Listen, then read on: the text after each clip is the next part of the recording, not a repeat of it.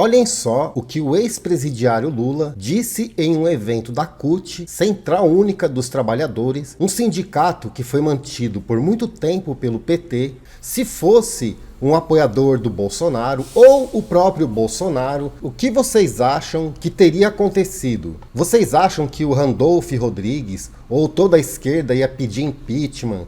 Eles iam fazer aquele estardalhaço? Mas como é o ex-presidiário que disse, não vai acontecer exatamente nada, mesmo porque 8 ministros que ele colocou no STF são tudo companheiros dele. Então nada irá acontecer com as falas que o ex-presidiário disse.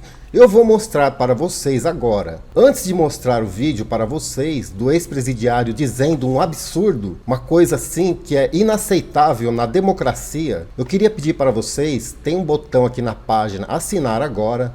Nós não recebemos dinheiro do governo e é muito importante a sua assinatura para nós continuarmos o nosso trabalho. E você pode cancelar quando você quiser. Preste atenção o que o ex-presidiário fala sobre os deputados federais. É uma coisa inacreditável. Eu queria dizer para vocês com todo carinho que fazer ato público na frente do Congresso Nacional não move uma pestana de um deputado. Você conhece lá dentro do plenário, aqui tem gente que conhece. Quando a gente está dentro do plenário, Pimenta, a gente não sabe se está chovendo lá fora, se está caindo canivete aberto, se está caindo granizo, a gente não sabe se estão xingando a gente ou xingando por dentro. Você só vai saber dos atos quando você chega em casa que liga a televisão. Agora é engraçado que a gente não aprendeu com o movimento que a gente tem. Não aprendeu com o movimento que a gente tem. Olhem só, o ex-presidiário, ele é tão distraído que ele comete sincericídio. Ele está dizendo que o movimento que a gente tem. Mas continuem, olhem só o absurdo que ele vai falar. A fazer pressão na cidade onde as pessoas moram. Os deputados têm casa.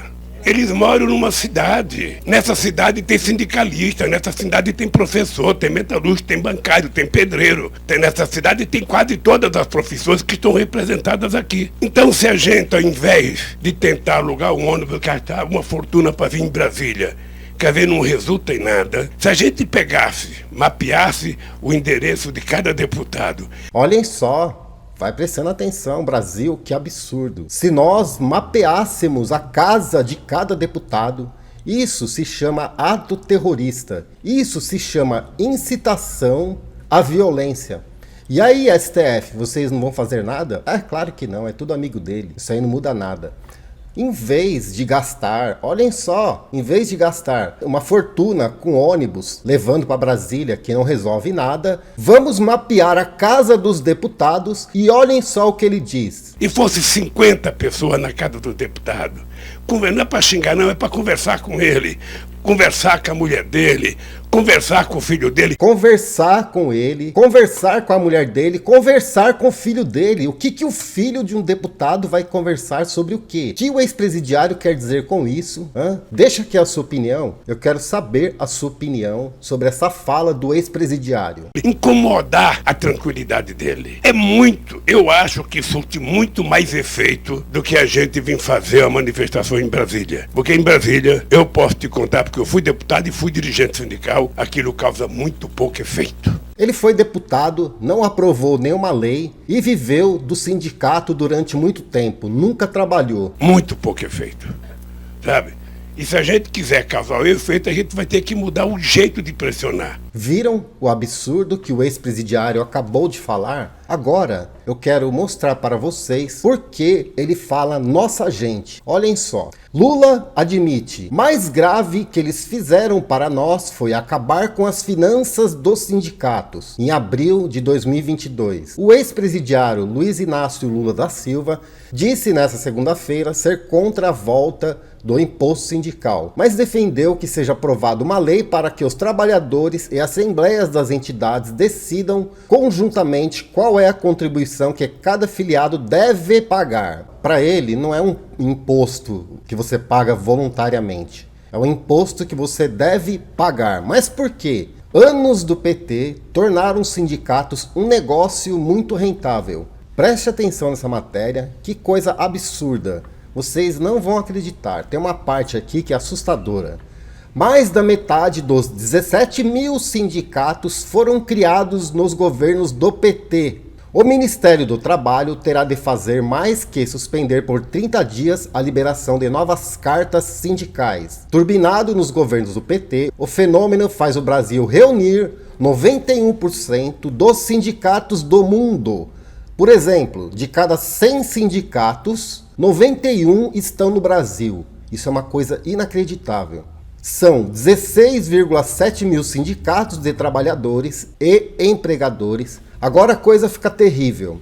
Depois do Brasil, os poderosos Estados Unidos têm o maior número de sindicatos, 191. Tecnicamente empatado com a África do Sul, que tem 190. Sindicato no Brasil, preste atenção agora, participa do rateio de 3,5 bilhões em imposto sindical, verbas públicas, sem prestar contas a órgãos de controle. Agora aqui a coisa fica terrível. Foram criados na era do PT mais de 15 mil sindicatos, outros desfeitos, total atual 16.634 que não deixam em paz as tetas da nação. Agora a coisa fica terrível e mais terrível ainda. O valor de uma carta sindical, espécie de certidão de nascimento de uma entidade, custa no mercado, ou seja, custa, alguém vai receber essa grana, sabe quanto?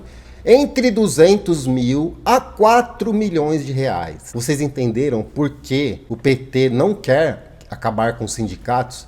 Porque nas manifestações do PT, se você reparar, lá tem CUT, tem CGT, tem várias entidades sindicais, porque os sindicatos recebiam muito dinheiro dos governos petistas. Governo libera 160 milhões para centrais sindicais. Dezembro de 2012, governo petista.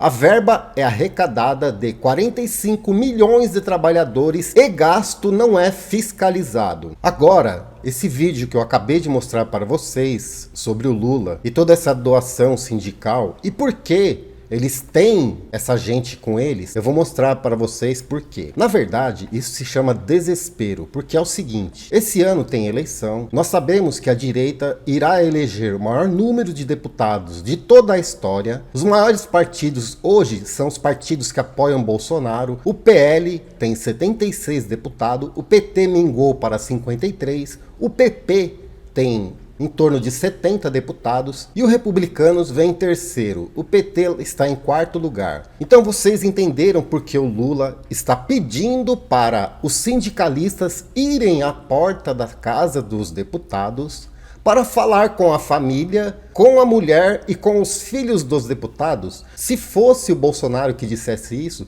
o que vocês acham que aconteceria? Na verdade, o PT é uma quadrilha que acusa os seus adversários olhando para um espelho. Essa atitude que o Lula tomou agora, nessa fala dele, não passa de um fascismo. Por quê?